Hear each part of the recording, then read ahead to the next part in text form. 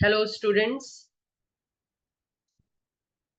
आज की क्लास में हम चर्चा करेंगे उन अन्य दृष्टिकोणों के विषय में जो राज्य राजनीति के अध्ययन के विषय में प्रस्तुत किए गए हैं।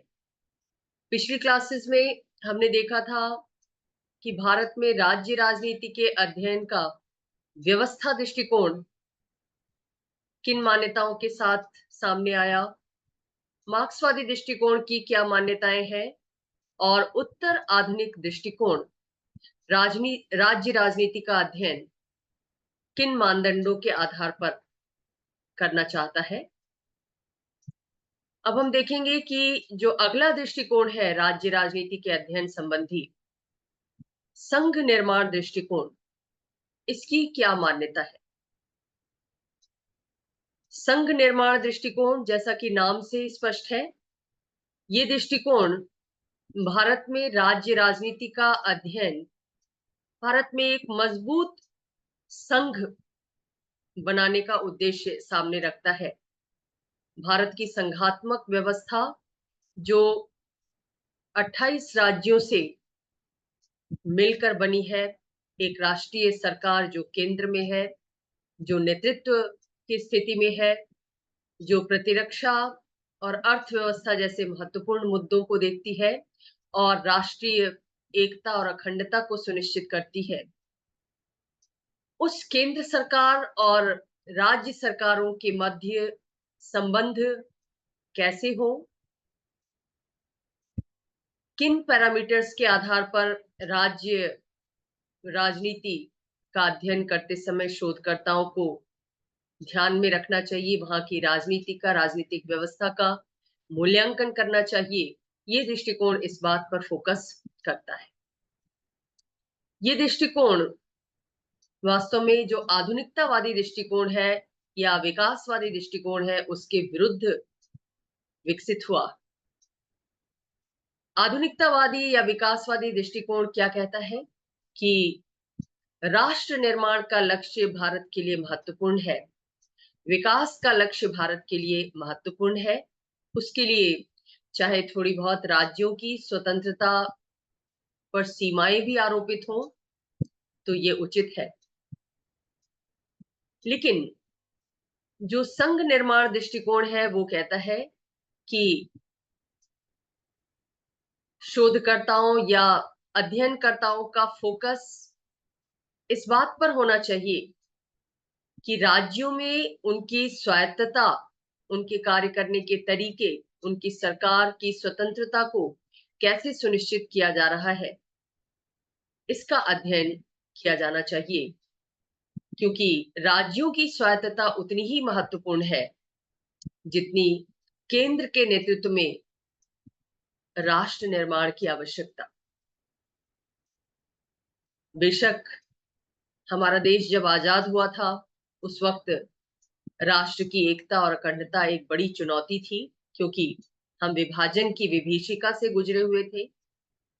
दोबारा ऐसे विभाजन की डिमांड्स ना उठे, इसलिए सोच विचार कर संविधान निर्माताओं ने संविधान में कुछ ऐसे प्रावधान किए जिससे आपातकालीन स्थिति से निपटने में केंद्र एक शक्तिशाली सरकार के रूप में सामने आ सके और कुछ सीमा तक राज्यों की स्वतंत्रता को आपातकाल जारी रहने तक सीमित किया जा सके, ताकि राष्ट्र की एकता और संप्रभुता, अखंडता को बनाए रखा जा सके।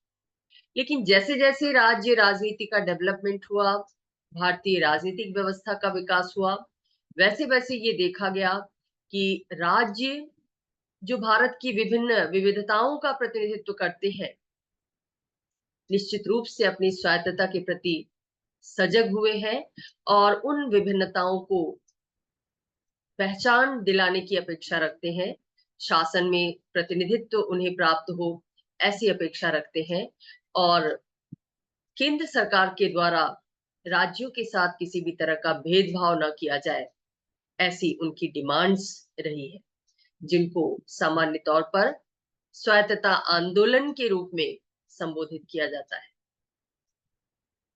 तो संघ निर्माण दृष्टिकोण ये कहता है कि राज्यों से ये जो डिमांड्स उठती है, उनकी स्वायत्तता की, उनके समान विकास की, समान आर्थिक संसाधनों की, उन डिमांड्स की तरफ ध्यान देना चाहिए, क्योंकि उन डिमांड्स पर ध्यान देकर ही एक मजबूत राष्ट्र की स्थापना की जा सकती है। तो राष्ट्र का कंसेप्ट तो अच्छा है, राष्ट्रवाद होना चाहिए, एक राष्ट्र के रूप में मजबूती के साथ भारत को उभर कर सामने आना चाहिए। लेकिन कैसा राष्ट्र? ऐसा राष्ट्र नहीं जो पहचान की आवाज को कुचल दे, दबा दे, बल्कि उसके साथ सामंजस्य स्थापित करते हुए विन विन सिचुएशन के तहत राज्यों का भी विकास हो और राष्ट्रीय सरकार भी अपने लक्ष्य को हासिल कर सके। इस बात का ध्यान रखा जाना चाहिए, तब जाकर एक सहयोगी संघ राज्य का निर्माण हो सकता है। ये दृष्टिकोण इस बात पर जोर देता है और इस दृष्टिकोण की अभिव्यक्ति संजीव बरुआ की एक पुस्तक है, इंडिया अगेंस्ट इटसेल्फ। इसमें अभिव्यक्ति हुई है इस दृष्टिकोण की और संजीव बरुआ ने ये बताया कि राष्ट्र निर्माण की जो पारंपरिक धारणा है वो कैसे राज्यों की स्वतंत्रता की उपेक्षा करती है। संघ राज्य का ये तकाजा है कि केंद्र सरकार के साथ साथ राज्यों को भी समानांतर अधिकार मिले, सिद्धांत में भी, व्यवहार में भी। संविधान ने शक्ति विभाजन तो कर दिया है विभिन्न सूचियों के माध्यम से, लेकिन कई बार ये देखा जाता है कि आर्टिकल 356 का लाभ उठाकर केंद्र सरकार के द्वारा राज्य सरकारों को वहां पर संवैधानिक संकट के नाम पर वहां के शासन को अपने हाथ में ले लिया जाता है। या कई बार केंद्र में जिस दल की सरकार है, अगर राज्यों में विपरीत दल की सरकार है, तो भी केंद्र सरकार का रवैया ऐसी राज्य सरकारों के प्रति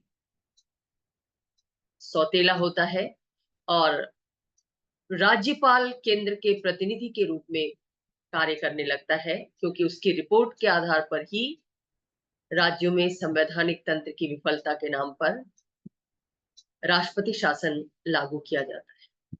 तो संघ निर्माण दृष्टिकोण ये कहता है कि अगर भारत में मजबूत संघ चाहिए तो राज्यों की मांगों की उपेक्षा नहीं होनी चाहिए। राज्यों को भी कार्य करने की स्वतंत्रता होनी चाहिए, उनके अधिकारों को सुरक्षित किया जाना चाहिए।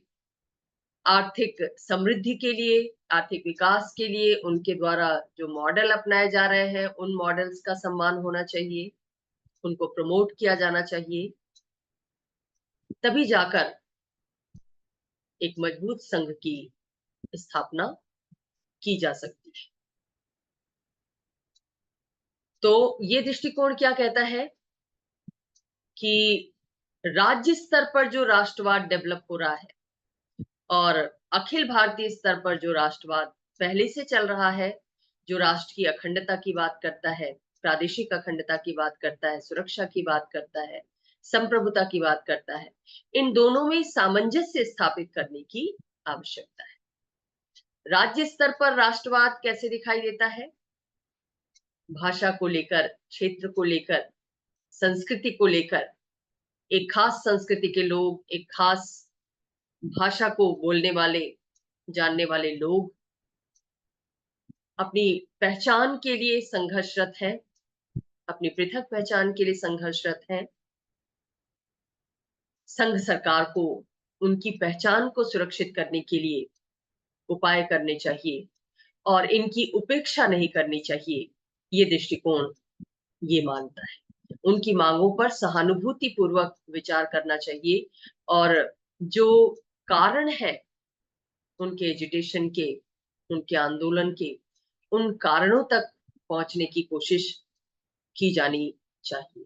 यानी विविधताओं का सम्मान किया जाना चाहिए, विविधताओं को एक सीमा तक पहचान दिलाने की बात की जानी चाहिए। तभी जाकर विविधता में एकता से युक्त एक मजबूत भारतीय संघ का निर्माण हो सकेगा। तो संघ निर्माण दृष्टिकोण ये कहता है कि राज्य राजनीति का अध्ययन करते समय उन क्षेत्रीय आंदोलनों के कारणों तक जाने की कोशिश की जानी चाहिए। राज्यों की तरफ से जो डिमांड्स उठ रही है, स्वतंत्रता की डिमांड, स्वायत्तता की डिमांड, उन पर ध्यान दिए जाने की आवश्यकता है। साथ ही जो राष्ट्रीय एकता और अखंडता का व्यापक लक्ष्य है, उसकी तरफ भी राज्यों को आगे बढ़ाने की आवश्यकता है।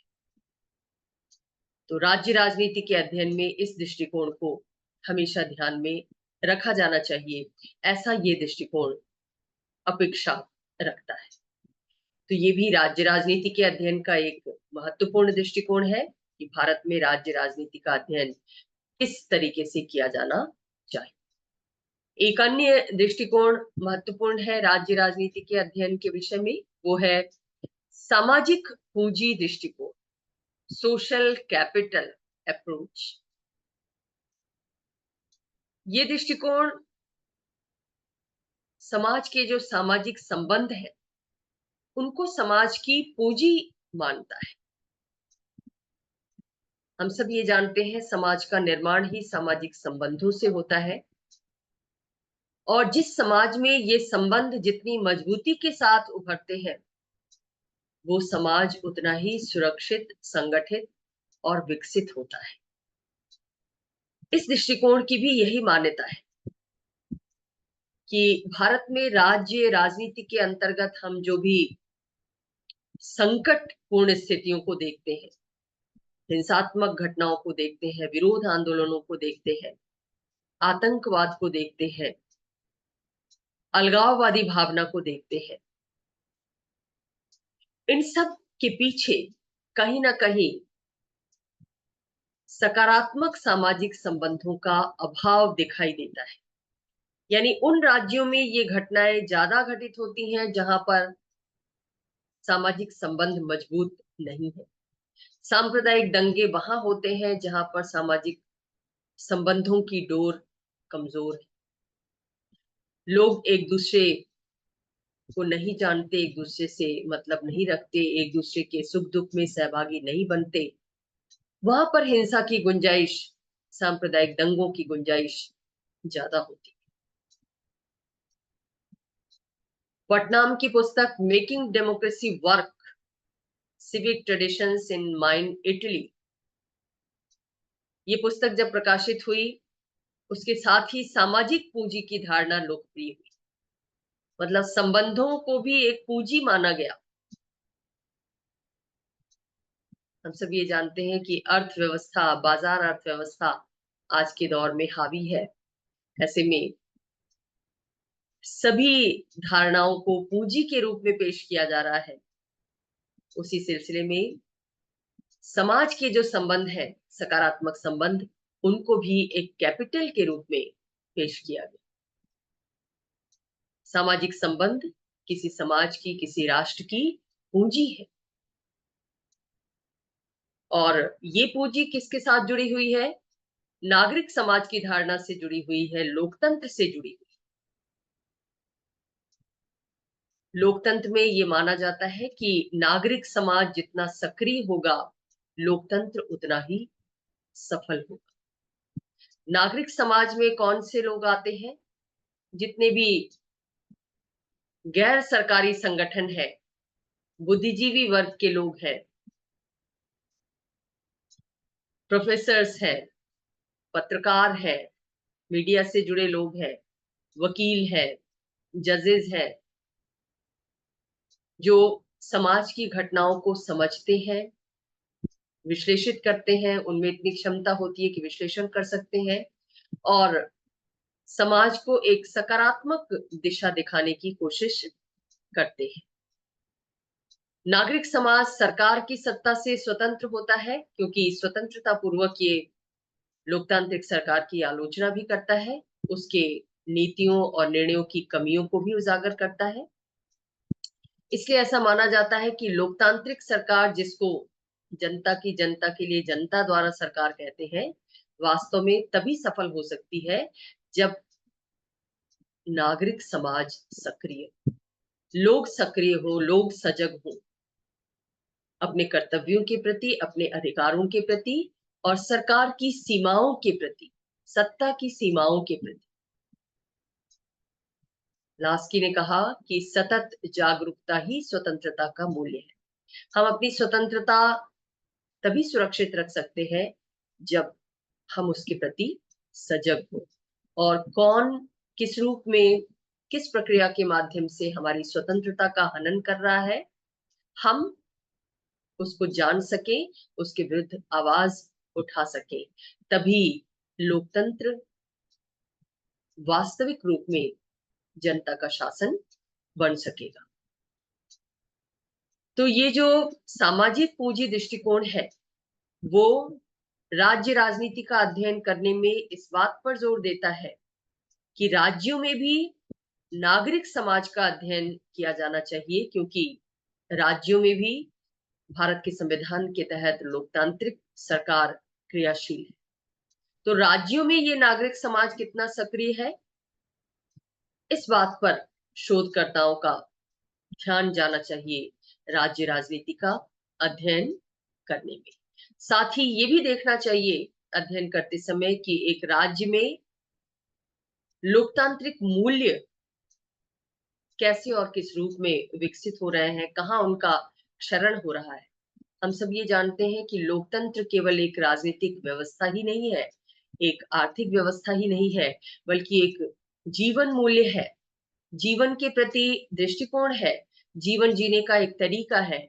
ऐसा तरीका जिसमें समाज के लोगों में आपस में विश्वास हो, दया हो, परस्पर सहानुभूति की भावना हो और विरोधी के दृष्टिकोण के प्रति भी सम्मान का भाव।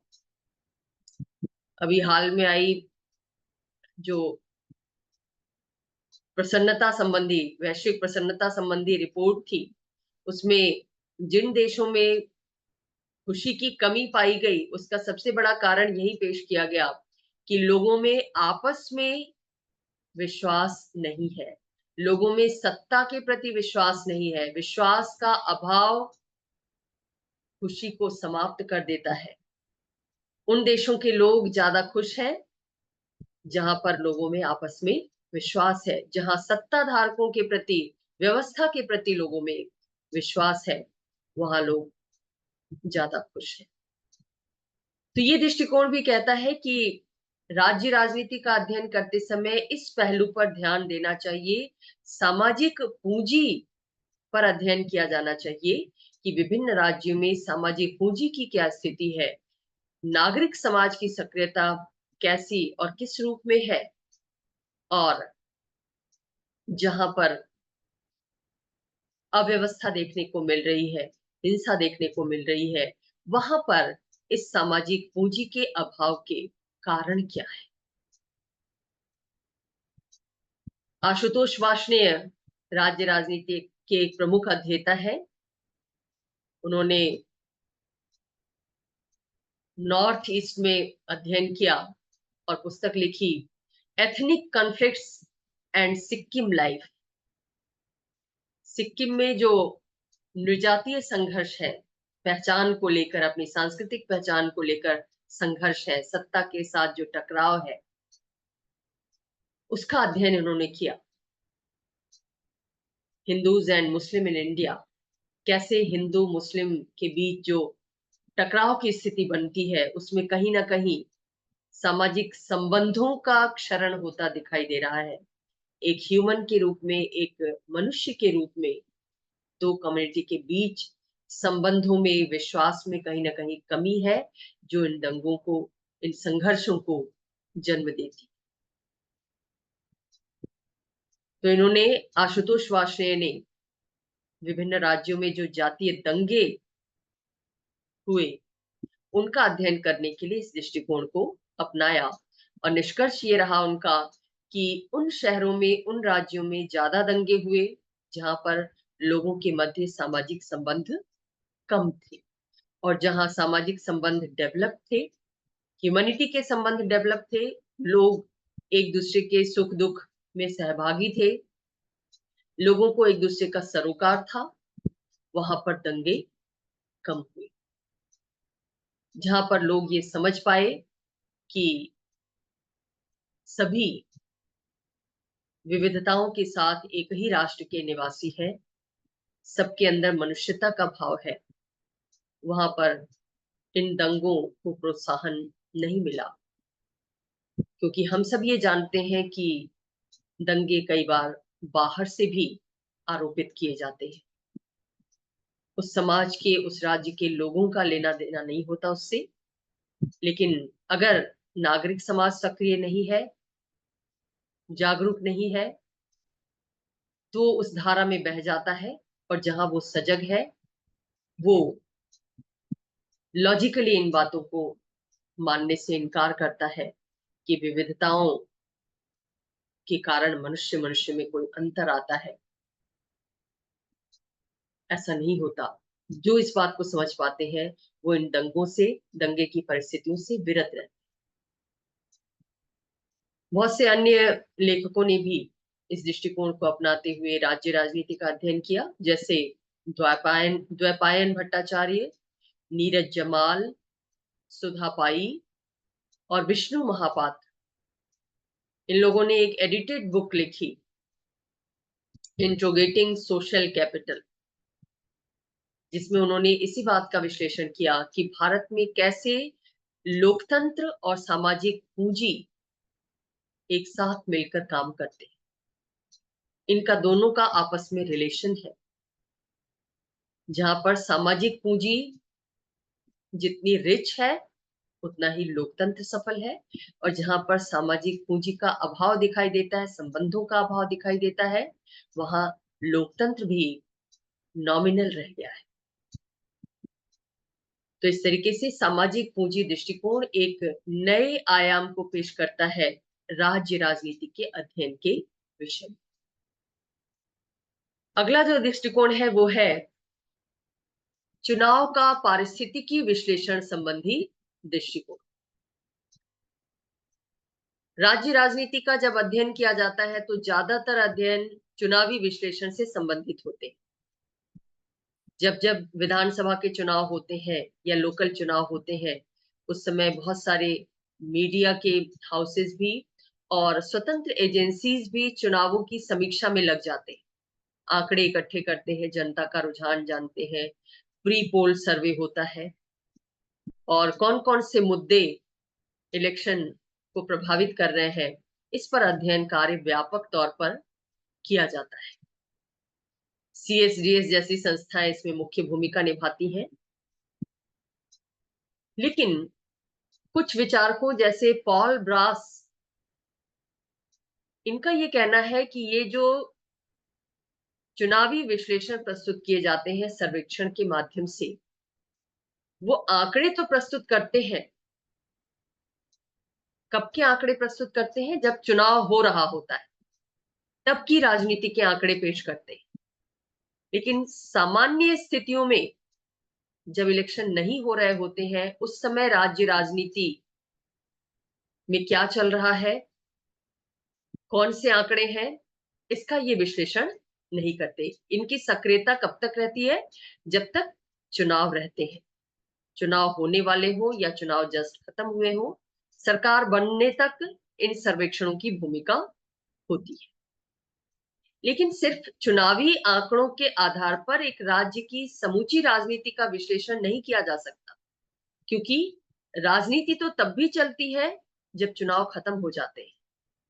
तो ऐसी स्थिति में पॉल ब्रास का सजेशन ये है कि चुनावी विश्लेषण के साथ साथ एक राज्य की सामाजिक आर्थिक परिस्थितियों के बारे में भी डाटा कलेक्शन होना चाहिए, उसका भी सर्वेक्षण होना चाहिए।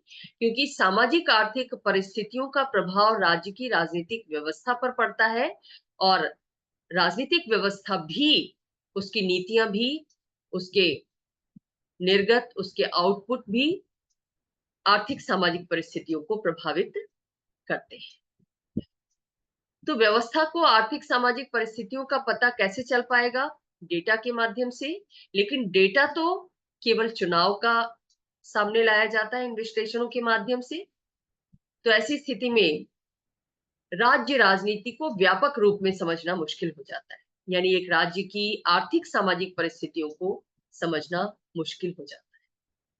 तो ब्रॉस का सजेशन ये है कि ठीक है, चुनावी आंकड़े प्रस्तुत किए जाए, चुनावी सर्वेक्षण किया जाए, लेकिन उसके साथ साथ सामाजिक आर्थिक परिस्थितियों के संदर्भ को भी ध्यान में रखा जाना चाहिए। यानी सर्वेक्षण एजेंसियों को चुनाव के समय के बाद भी और उससे पहले भी उस राज्य विशेष की सामाजिक आर्थिक परिस्थितियों के विषय में व्यापक आंकड़े प्रस्तुत करने चाहिए। अपने सर्वेक्षण के माध्यम से जाकर राज्य राजनीति का व्यापक अध्ययन किया जा सकता है। ब्रॉस ने खुद अध्ययन किया इस दृष्टिकोण को अपनाते हुए, और the politicisation of vision in Uttar Pradesh, peasantry in Uttar Pradesh, politicisation of peasantry यानी किसानों, कृषक समूहों के राजनीतिकरण का अध्ययन किया गया ब्रॉस के द्वारा उत्तर प्रदेश के संदर्भ में।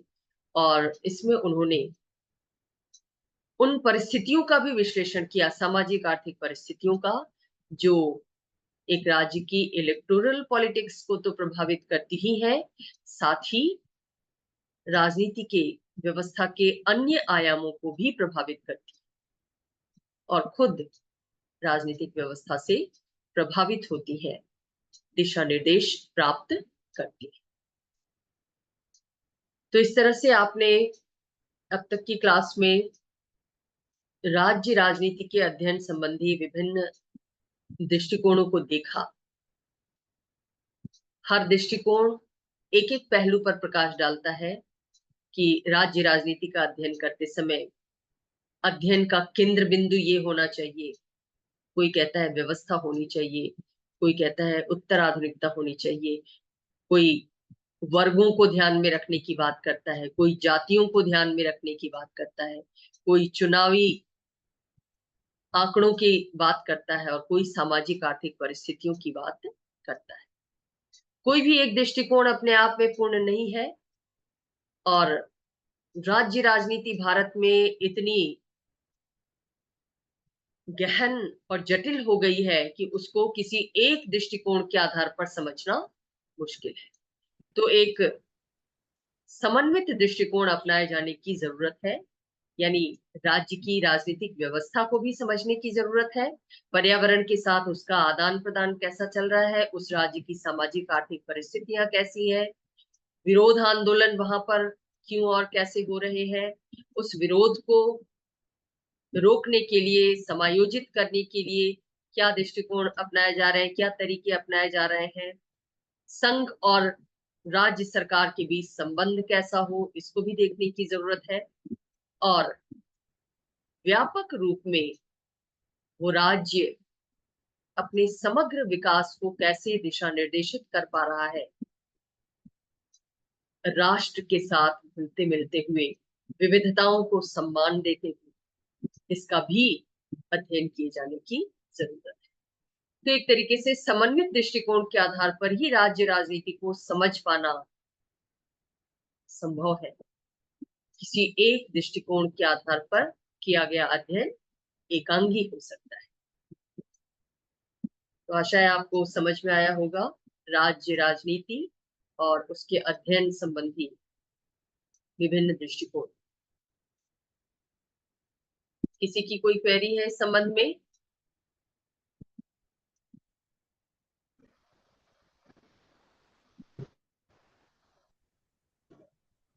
पूछ सकते हैं आप, या चैट बॉक्स में भी डाल सकते हैं क्वेश्चन अपने।